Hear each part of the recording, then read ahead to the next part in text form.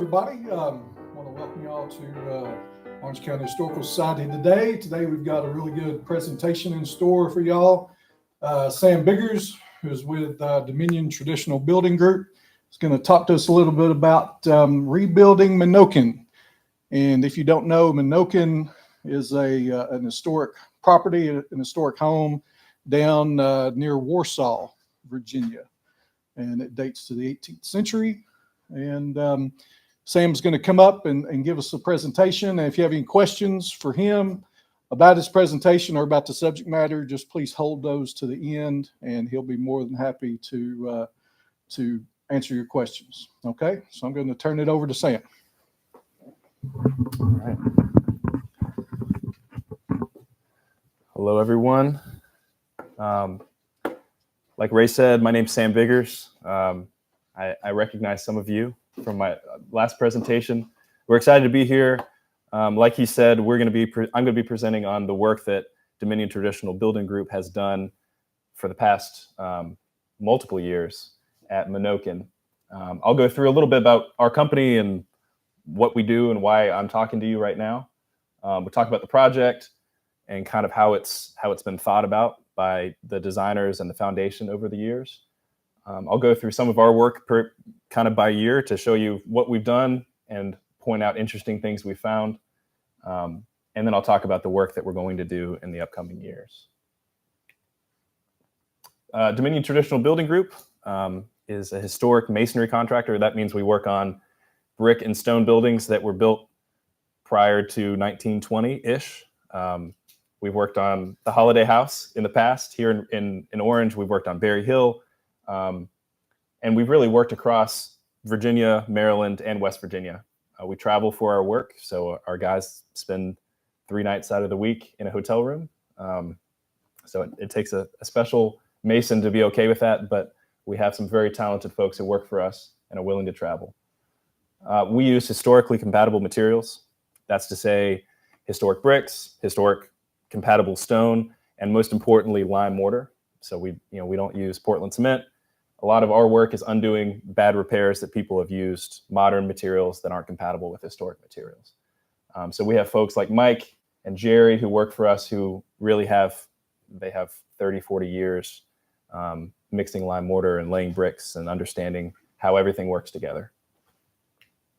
In 2024, just to give you an idea of our geographic spread, these are all the places we've worked or done projects. As far as the Eastern Shore in Williamsburg and as far north as Port Deposit, Maryland. But primarily this 95 corridor over to Charlottesville is our sweet spot. So getting into Menokin, just to give you another geographical reference, this is where Menokin is. It's about an hour southeast of Fredericksburg, near Warsaw. It's on the northern neck. It's pretty sparsely populated. If you've ever been over there, there's not much there, but it's a pretty beautiful place. And I do have a video that we'll see if I can figure out how to make it work real quick. That gives you an overview of the project. So this is a video that was made by Mikado Silvetti. They're the architects who were central to coming up with this scheme 10 years ago now. And this is a video showing the progression of the house, and you kind of see its degradation over time, and then their plans, which we are part of in rebuilding it partially and building the rest out of glass. So I figure this is a good place to start before I get into the nitty gritty. And there's no sound, but so you can see it was a house that pretty much fell down over the years. And these are the renderings of what the plan is. And some of this has already happened, which I'll go through. So there's all these existing elements that were open to the elements for years. And along about 2000, I think, they built a huge metal structure over the house to just arrest further development or further decay. And the plan is essentially to stabilize what's there, rebuild, and then, as you can see, rebuild the rest out of structural glass. And Mikado Silvetti they're known for structural glass systems, so structural glass roofs and walls and all that kind of stuff. So that's, I think, a big reason why they were chosen to head up this project. And so you can see it's going to be different. It's not a true reconstruction. The goal of it really is to give you an idea of what was there, but also give you a different look behind how things were built, and kind of what decay happens, how it happens over time. So this will give you a short walk through the house.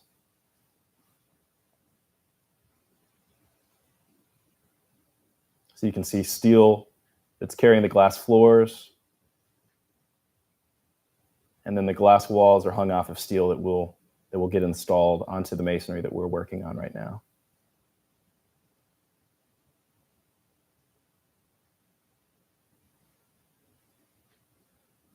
And the staircase you see right now is actually in the collections at Williamsburg. So when the foundation was formed and the house was in a state of decay, a lot of the woodwork, which is very significant, very, very fancy woodwork, was removed and put in storage. So as part of the finished product, they want to put that woodwork back in place so you get an idea of the craftsmanship that goes into that. So that is a good place to start.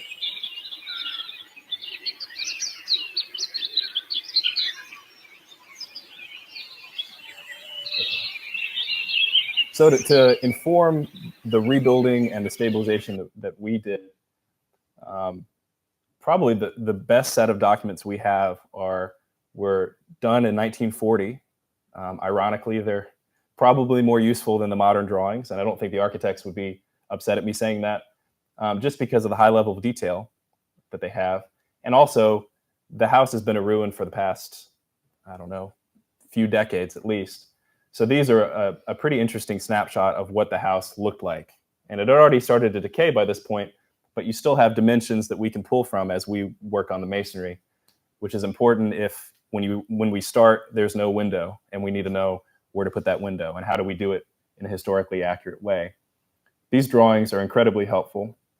The plan that we have on site is dirty and muddy and well used, certainly. And then using the HABS drawings, the full project documents were made by the architect team in 2018 that are very detailed about how we approach each different part of the building. Some parts of the building we're stabilizing, some parts of the building we're having to tear down because they're beyond stabilization and we rebuild. And these drawings go into incredible detail about how we're supposed to do that and to what extent and using what materials, and really all the detail that we need to do our work. So this is kind of starts the timeline. We were brought in 2015, so 9 years ago now, to work on the northwest corner. So if you're facing the house, it's the bottom right corner. And this is really the start of how do we rebuild. And so you can see a lot of this work is vacuuming out all the junk that's fallen through the years, all the loose mortar, and getting to something stable, and then starting to build back. So you can see Mike Ondrick, one of our senior project managers on the left, really just getting back to something that's solid, and then Tim Winther in the middle, starting to lay back stone and using lime mortar to bed all the stone in. One thing we did, and we've done extensively, is use lime grout. So you can see all these little tubes that we embed in the joints. We put molding clay around them so that the grout doesn't leak out, and then we pump lime grout, which is kind of the consistency of, I don't know. It's not very viscous. It's almost like water that goes through, And what that does is it fills all the voids that have happened over the years because of water infiltration. And it's lime-based, so it's compatible. And what you're left with is something that is solid. You don't have to worry about things settling oddly over time. And this is a means for us to not have to tear everything out and rebuild it so that we know that it'll carry the loads above. This is a way that we can leave original stones in their original location and continue to build on top. So that was kind of how we started. And as we built up, one of the details that the structural engineers and the architects were pretty adamant about was embedding this stainless steel mesh into, I think we did it every few courses. And then we would take stainless steel rods and drill them into a stone and loop it through this into another stone. So the goal essentially is to build it back better than it was originally. And by using stainless steel, we're using material that doesn't rust, in theory is good in perpetuity. So we have hundreds of sheets of that. And so all this work, just to start, was for this one corner. And these are the original stones in the original locations. Just they had fallen off and we put them back, to put it probably over too simply. And the stone at Menokin, if anyone's familiar with Mount Airy, which is kind of the sister house to Menokin, they're built out of the same stone. And I don't know the official name of the stone, but we call it ironstone just because it seems to be very iron rich. But from stone to stone, it can really vary in how good it is and how easy it is to work.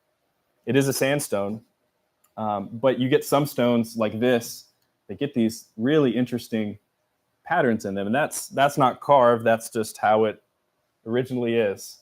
So it's a little bit of a guessing game sometimes when we're carving stones, because you'll start carving on a stone and you might get halfway through and realize, oh, it's not going to work, because the sandstone is so variable in terms of how well put together it is. The following year, we came back and worked on the back of the house. So you can see the work in progress. We have our stainless steel mesh that looks like we're laying every course or two. And it's just a very slow process to rebuild all the masonry. There it is, and a little further along. And then here it is right before we did our final pointing. So we're also rebuilding things like window openings. We're dealing with finished dress stone originally, and then we're dealing with rubble stone. And I'll get some more into that and how we approach it. So the biggest phase of all, probably unluckily, happened right during COVID. So you'll see our guys had to wear masks outside in the heat. But the fun part was this was our biggest phase to date. This was the most ambitious that Menokin had undertaken at this point. So we're in the back of the house here, and these are the old steps that led up. And you can notice that tree right there growing right in the steps. So for this phase, this wall and when it turned the corner back there was deemed essentially that it was unsalvageable in its current state. So we started working, tearing it down, course by course, stone by stone. So you can see Tim there, and we set up scaffolding, and we just started shoveling all the debris into buckets, dumping the buckets, taking the stones that were important or were kind of decorative stones that needed to go back in the exact same spot, documenting those, and then taking all the rubble stones and putting them somewhere else. So the teardown process was interesting. Very interesting was the teardown process of the set of steps. So you can kind of see our process. Here is when we started, just how it looked. And then on the right, you can see these tags. So we would tag every single stone. We had drawings that said, this is where this stone number goes, so that when we actually get back into it, we know where everything goes. So you can see as we tear back, we had some friends. There are tons of snakes out there, and they're pretty nice. They don't really give us much trouble. But this tree trunk, I think, was pretty interesting because you see the power of nature over. It has to have been 30 or 40 years probably that tree trunk was growing, and it found every single little nook and cranny and just slowly caused as much damage as it could. And these are just some more photos of the teardown and the documentation we do.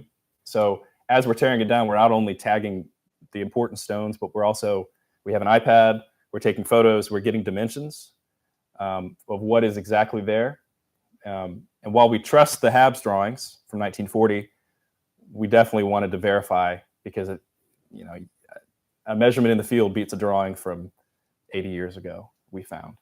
So we're taking dimensions, we're taking notes. And then right near the end, you can see Tim there with a jackhammer, which looks pretty heavy-handed, but we found that some prior repairs used a ton of Portland cement in that corner. So we had to really take our time and essentially jackhammer those last few stones out of their location. And then in the meantime, as we took these stones down, the foundation had printed these full-size, pretty much a full-size elevation of the front, and laid it down in the boneyard where we have all the stones. And we went through and laid out every single individual stone, exactly where it went. And then this was just a way that we knew exactly where every stone went. And if we were missing stones, we knew exactly how many we needed to carve. So this was very helpful in our process. So after we tore down, we started coming back up. We tore down to the foundation level to something that was solid. And so this is on the west side. So the front is on the back side right there. And then this is the wine vault that you can see. So we tore down, and then we just started the process up. You can see we laid the stainless steel mesh and laid all the original rubble stones up. And we went up to the level of the water table. So pretty much the first floor level, just below the first floor level. These are our masons finishing up that, still in the midst of COVID. So that was a big phase. And that really set the stage for probably the biggest phase that we've done to date.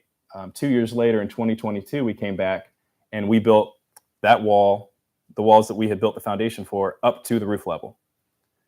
So this process was pretty backbreaking because we had to hoist stones up to the first floor and then up to the second floor. So you can see the process happening right here. And then these are some of the finished photos here. This was quite an undertaking and it was very satisfying to see pretty much half the house back up. And this took our full crew most of the warm season. So we were there from about February to October. This is a very big undertaking. So some of the things that we had to do here, there were many locations where we didn't have enough stones. And in locations where there were rubble stones in the face of the wall, it didn't really matter because we had enough rubble stones. But in places where we had these decorative carved stones, such as a water table or window surrounds or door surrounds, we had to carve stones, essentially. So we had to find stones that were big enough. In some cases, we had to ask neighbors and go to neighboring properties where houses have been torn down, take stone from that were big enough, and then carve what we needed to. This is the foreman, the master stone carver, Hunter Shackelford.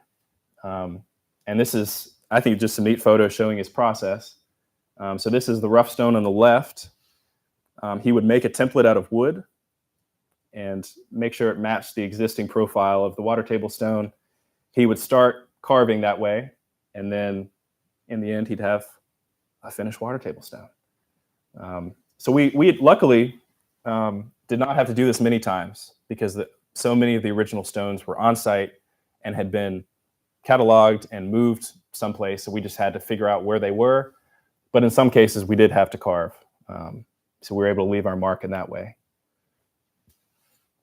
The following year, much less glamorous, was a little bit of rebuilding and a bunch of grouting of the basement walls.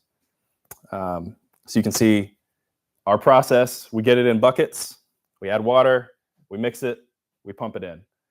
And the tricky part with the grout is the grout will flow through a pinhole. So when you're grouting below grade, there's no telling where that grout's going to go. And apart from digging down on the outside, which is just more work than is worth it, you really just have to hope that you ordered enough grout, because sometimes it'll just go.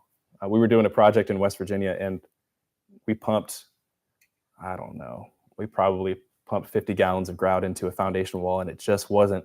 We weren't seeing it, and we're like, "Where's it going?" And sure enough, on the backside there was a groundhog hole, and all the grout had gone through the groundhog hole. So luckily this time it was a little more predictable. The ground was compacted. We didn't have any groundhogs, and we're able to grout. And the whole idea of this, like elsewhere, was to give the base more of a solid foundation and to fill those voids and not let water infiltrate and freeze thaw and cause more damage. We also did some brickwork in the basement. I kind of had to cut off the photo on the left, but this is an original partition. It's an entrance from the hallway into one of the rooms that, as probably most of you have seen, when you made bricks historically, some bricks were overfired, some bricks were underfired. You use the good ones where people would see them, and you use the bad ones where no one would see them, which was typically a basement. But what we find a lot is basements are wet, which means bricks deteriorate faster, and underfired bricks deteriorate especially faster. So we were able to salvage some of these, and then we got some replica bricks made, and we relaid this opening using a combination of the two bricks. And then this photo, I know probably doesn't look like much, but this was a really interesting example of the preservation ethic that's at play at Menokin. So the balance that they're trying to carry is they want it to look like a ruin. They want it to be clear that this was a house that fell down at one point, but they also need it to be structurally sound enough to carry steel and structural glass and be sound enough for people to walk through and not fall through the floor or have something fall on them. So as masons, we see something that's falling apart and we say, okay, let's build it back to what it was. But we've had to be caught essentially by the Menokin Foundation and the architects. And this is a good example of that. This is just the edge, a corner when you're in the basement that collapsed over the years. And they said, stabilize that. And we said, okay. And we rebuilt it up to maybe right here. And they said, no, tear that off. We want it to look like it did originally, just be stable. So this is what we ended up with. And we cleaned it up a little bit after this. But it's a hard thing as masons, because our historic masons want something to look good. We've worked at Williamsburg, we've worked at Mount Vernon, we've worked at Monticello, and we've worked with very fine masonry, and we want to mimic that. But at Menokin, really the most important thing is that things are stable. And doing that is kind of an artistic, I don't know, it's an artistic exercise, I guess, and an exercise in restraint. So coming up at Menokin, the big thing to tackle is this northeast corner, which you can see in this photo right here. This is the only part of the building that is the only exterior walls that are still in place. The plan right now is to keep those in place and grout the whole thing all the way up. But there's still a lot of discussions happening if that's going to be viable from a structural standpoint. But even if we grout it, it's going to be a lot of work. If we end up documenting it, tearing it down, and rebuilding it, it's going to be a lot of work. So that is going to be a big phase probably coming up in the next few years.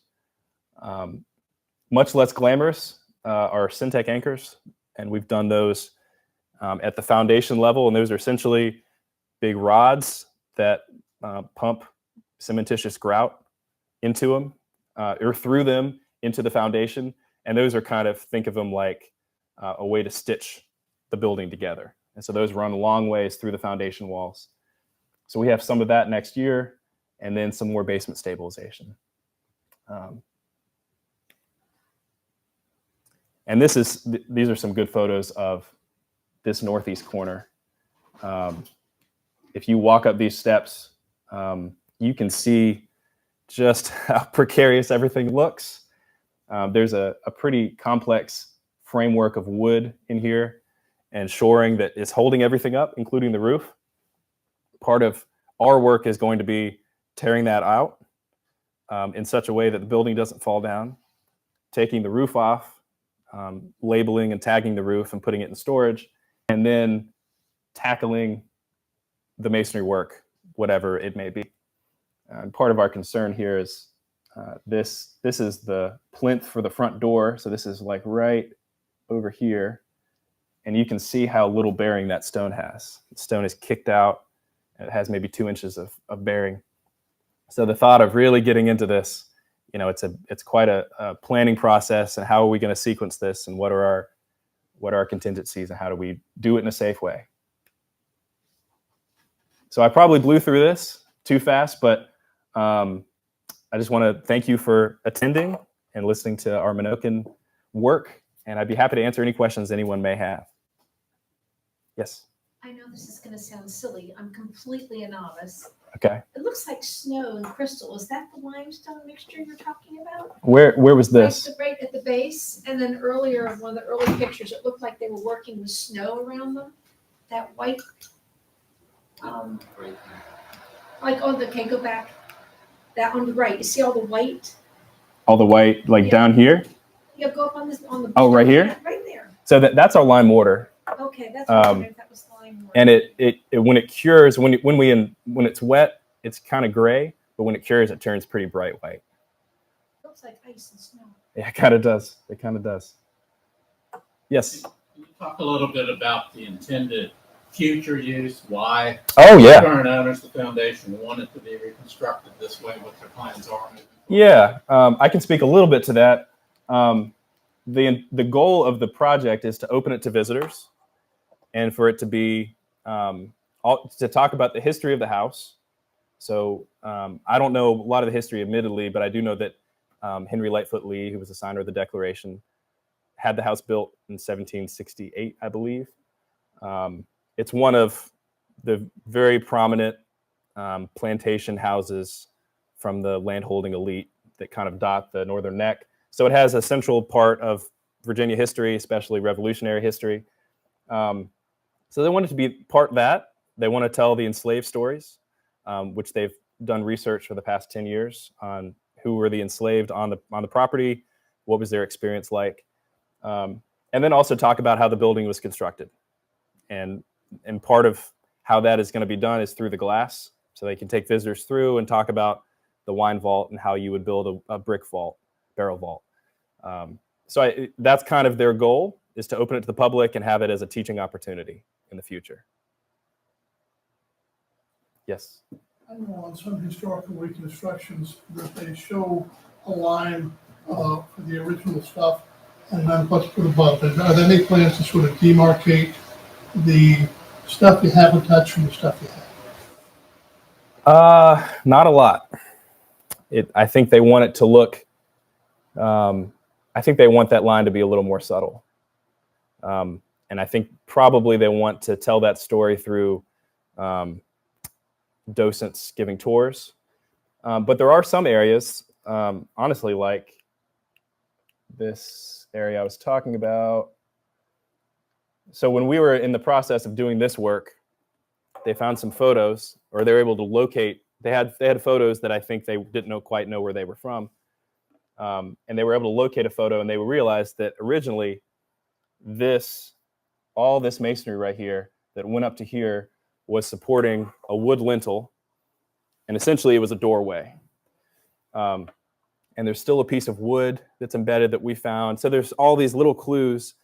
And so there's still discussions about how do we rebuild to a point so that the visitor can get the better experience? And maybe when we're laying brick that's new brick, do we get black bricks or something that clearly shows the new versus old?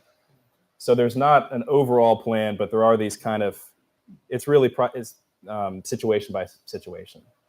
And there are conversations in every single meeting about how do we do this, and it's definitely discussed a lot. Yes, sir. How is this financed? This is financed through, I believe, through donors. I think there are donors that have ties to Menokin in their families, and then most years, I believe they get money from the state. So I know that some of their phases, the next couple of years, they're getting money from the state to help the work proceed. And that's above my pay grade. Yes.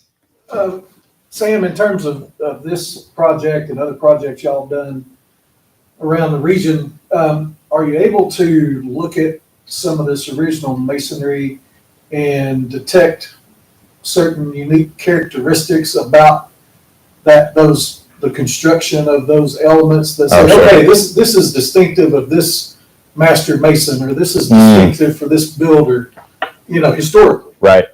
So we get more experience with the materials themselves. Unfortunately, most of the documentation through history of who was building these buildings is pretty much lost through time. The one exception is Berry Hill, which I presented on. We know that was William B. Phillips.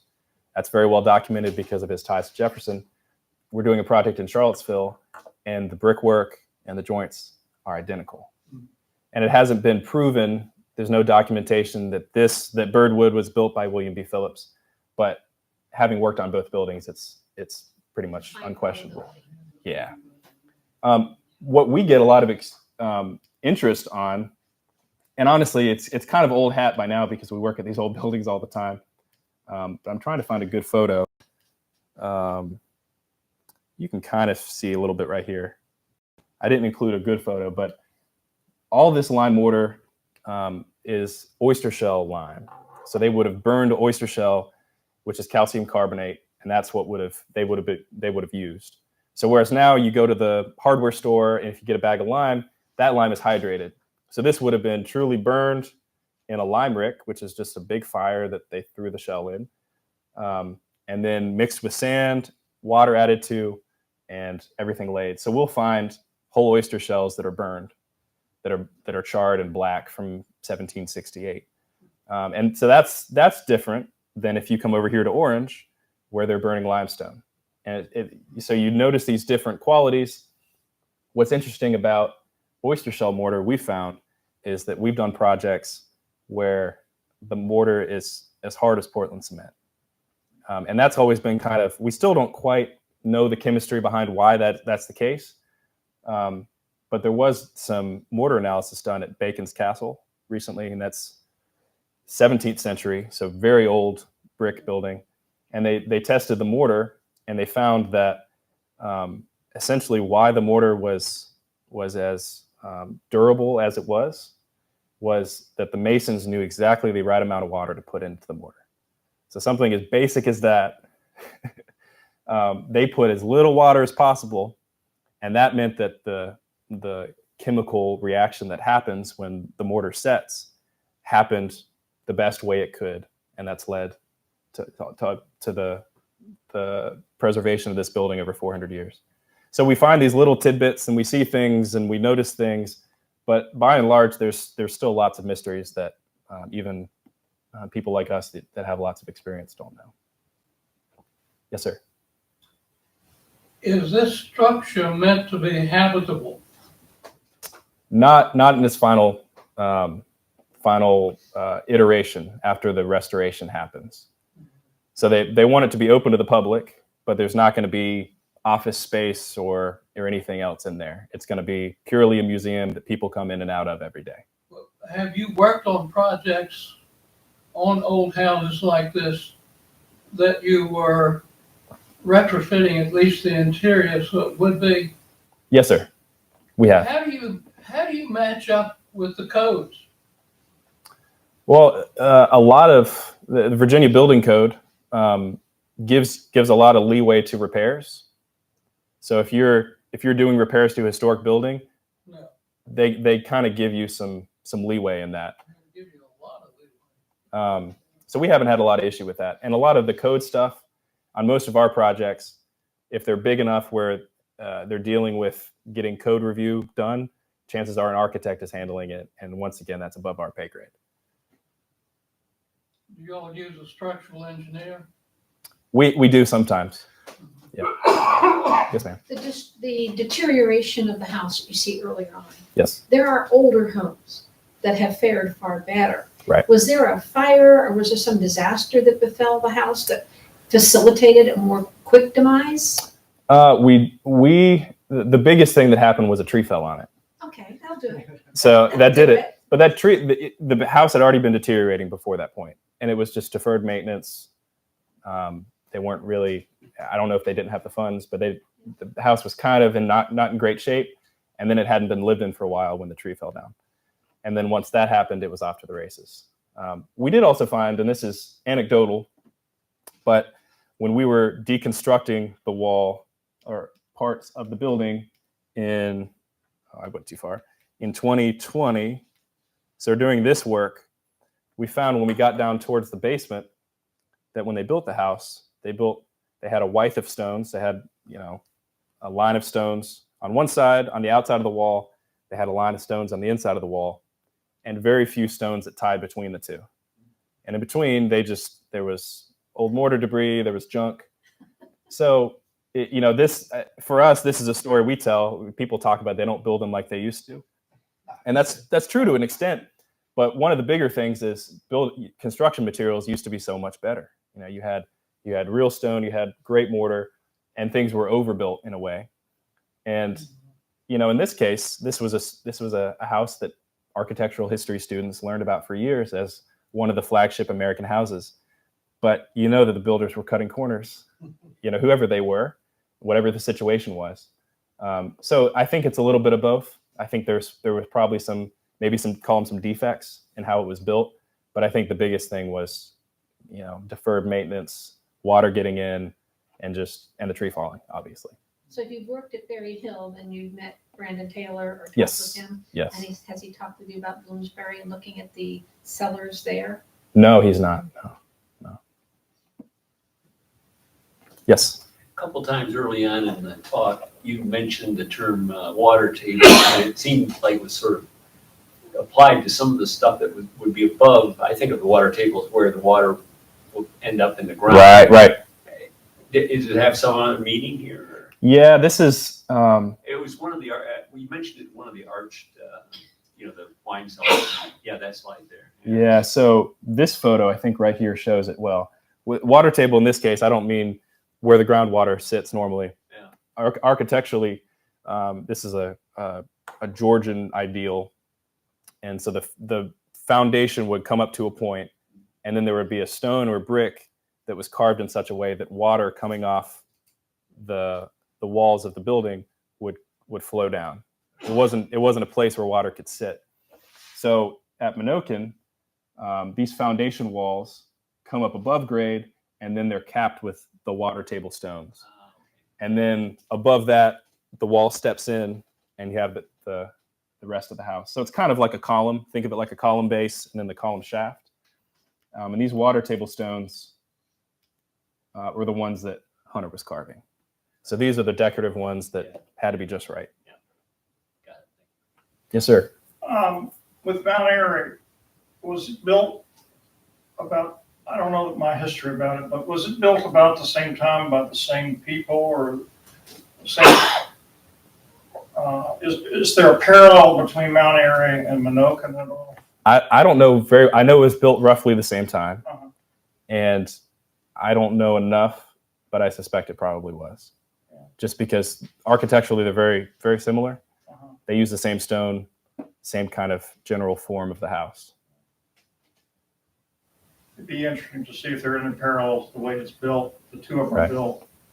I'm sure there are some folks at the foundation who have been studying this house much longer than I have. Yeah. They could probably have a better answer for you.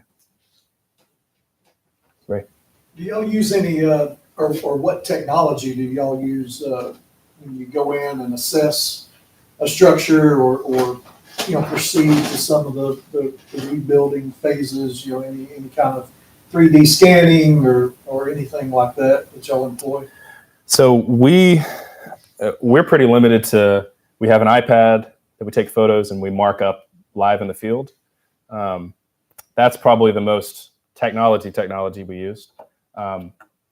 Mike, who's in one of these photos, or a few of these photos, was an architectural draftsman for a long time. I'll find him eventually. Right at the beginning, there he is on the left. So he'll go in and do paper drawings, hand drawings of things that are not really able to be sketched out on an iPad. So we do use some of that, but the architects have come in and laser scanned the house. And then using that laser scan, they converted it to Revit, which is a 3D building software. And that's how they did the drawings, planned the glass and the steel, and did all that work. The building is currently being laser scanned right now. Sorry, I'm skipping a lot, but this northeast corner, that's the next thing to tackle. They're planning to laser scan that, because the last time it was laser scanned was 10 years ago. So they're laser scanning it to see, because a laser scan, for all those who aren't familiar, essentially is the most accurate way of making a 3D model, a true 3D model on a computer. And you can take measurements and dimensions up to 1/16 of an inch. So they can use that to see, okay, has the building moved? Has this wall leaned? Has it sunk? All that kind of stuff. And that'll inform their future stuff. So most of our work has been with our hands, very low tech, but there is some technology that's been used. Are y'all going to get, are they going to get rid of the roof over the top of this whole thing at some point? Eventually.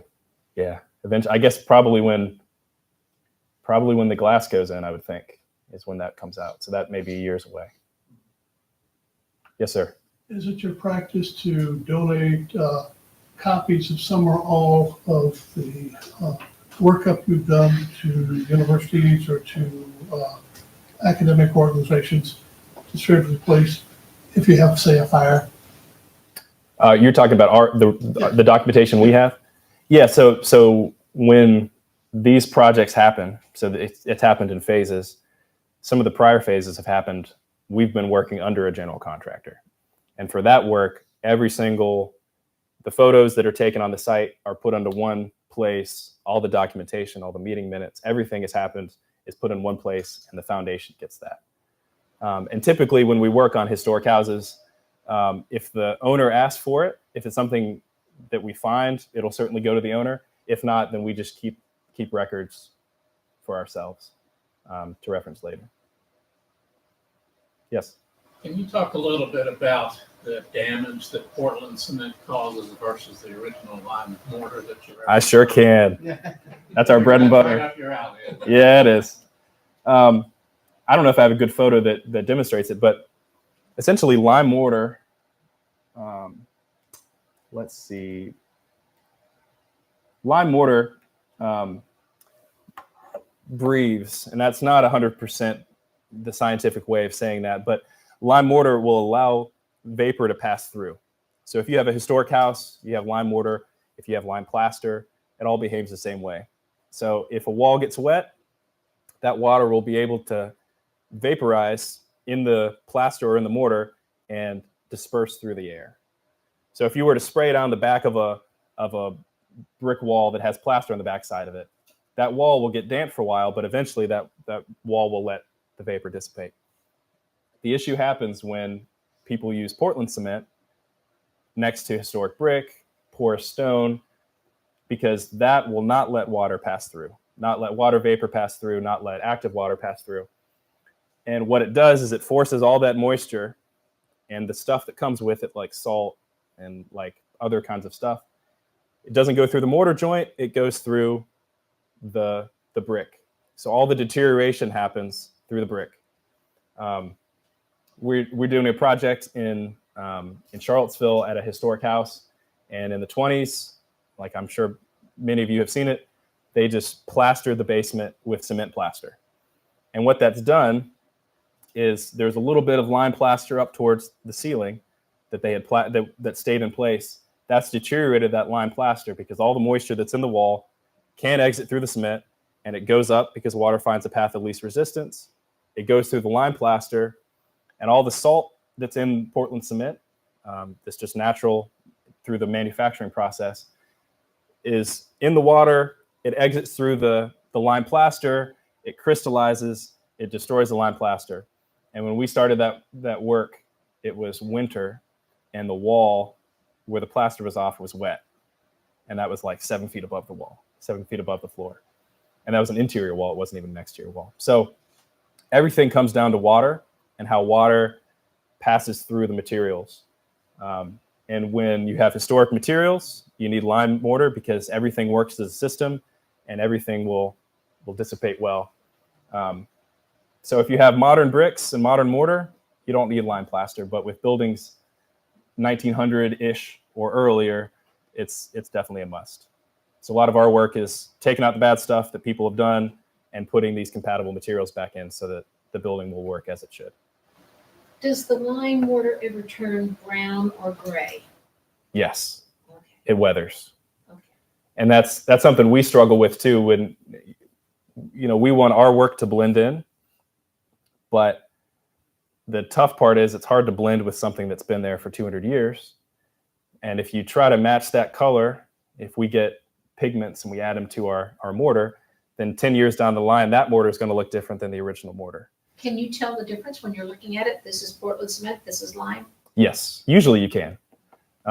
If someone has done a really sloppy job, chances are they went to Lowe's and got a bag of Portland cement and used their thumb and put it on. We see that a lot, and that's just gray, and that's pretty obvious. It is a little harder when you get into people who have, quote unquote, done their due diligence and got cement mortar made that matches the color. But usually you can tell based on the hardness, because Portland cement mortar will be hard as a rock, whereas lime mortar will have a little more softness to it. You're welcome. Yes. How long is the limestone mortar good for? Is 200 years till the next Should be good. go? The hard part with some buildings is, so like in a basement, for instance, places that stay damp or places that get very wet and then dry and then get very wet, those places, the mortar will just degrade over time. It's a maintenance issue. But a lot of times when we're looking at people's houses and they say, can you go over our house and tell us what needs to happen? If the mortar, if there's a little bit of damage higher up, we say that is very low priority because that's an area that's not going to consistently get wet. You might have some driven rain, but that area is going to dry out quickly. But if there's some damage near the ground, we'll typically say, you might want to take care of that because that's an area that's going to get wet constantly. You're dealing with groundwater, you're dealing with rising damp, you're dealing with driven rain. So there are some areas where you could probably say this is good forever. And there's some areas where you're going to need to watch it closer.